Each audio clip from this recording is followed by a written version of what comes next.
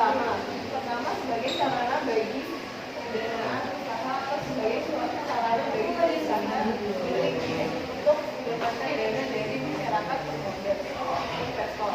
Dana yang diperoleh dari pasar modal dapat digunakan untuk pengembangan usaha, ekspansi, dan penambahan modal kerja. Kedua, pasar modal menjadi sarana bagi masyarakat untuk berinvestasi pada instrumen keuangan seperti saham, obligasi, dan reksadana.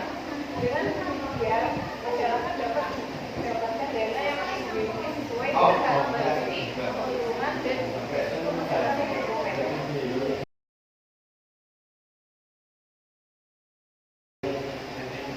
Lalu ada produk pasar modal. Ada 6. Yang pertama ada saham, yang kedua obligasi, yang ketiga rights, yang keempat waran, yang kelima reksadana, dan yang keenam indeks jangka.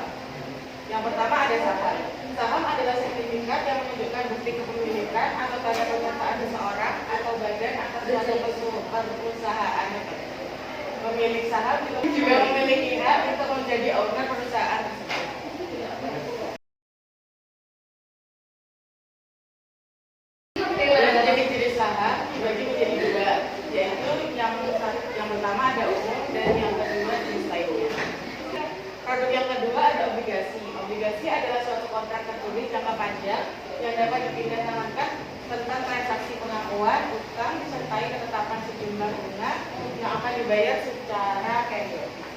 Sertifikat yang berisi kontrak antara investor dan perusahaan yang menyatakan investor tersebut telah meminjamkan sejumlah uang kepada perusahaan. Produk yang ketiga ada rights. Rights adalah hak memesan efek yang terlebih dahulu dengan harga yang ditetapkan selama periode tertentu.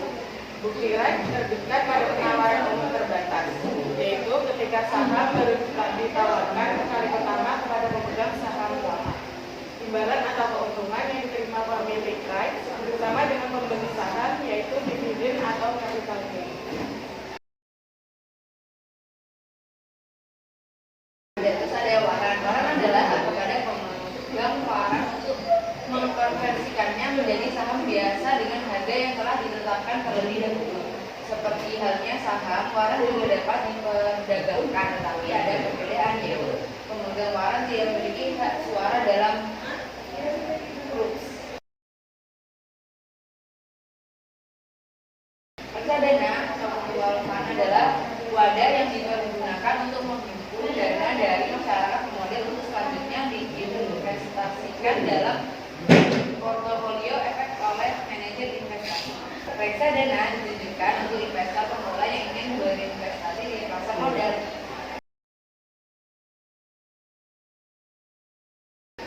Jadi reksadana untuk pemula itu ada reksadana pasar uang, reksadana campuran, reksadana pendapatan tetap, dan reksadana saham. Berbeda dari indeks berjangka. Indeks berjangka merupakan salah satu bagian dari perdagangan berjangka atau future trading yang bertujuan sebagai sarana melindungi nilai terhadap investasinya. Ya, ada tabel perbedaan antara saham, obligasi, dan reksadana. Yang pertama dari pengertiannya, saham adalah bukti kepemilikan atas perusahaan tertentu. Obligasi yaitu surat utang.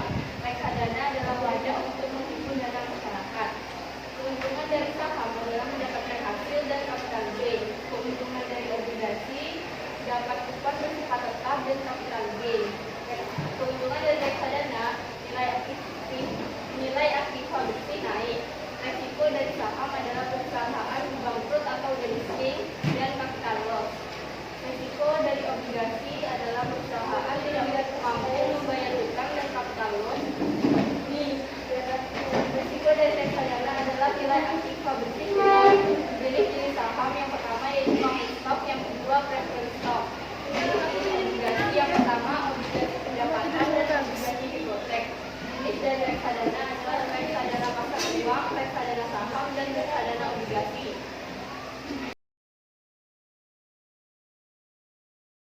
Dari kelompok kami, apakah ada pertanyaan? Iya, boleh. Bagaimana proses perdagangan saham di pasar modal?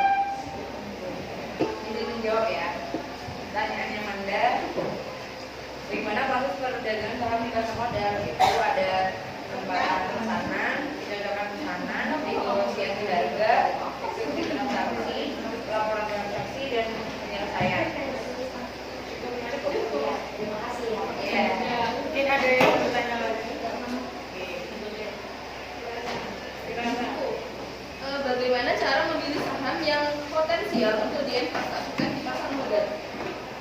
Izin menjawab pertanyaannya dari Mirana. Jadi cara memilih saham yang potensial untuk diinvestasikan di pasar modal, yang pertama, kenali profil perusahaan dan kinerjanya. Yang kedua, pastikan fundamentalnya stabil. Yang ketiga, cari tahu laba yang dihasilkan perusahaan. Yang keempat, pilih saham berdasarkan indeksnya. Kelima, hitung potensi keuangan maupun kerugian. Yang keenam, pilih saham dengan biaya transaksi yang kecil. Dan yang terakhir, pantau pergerakan.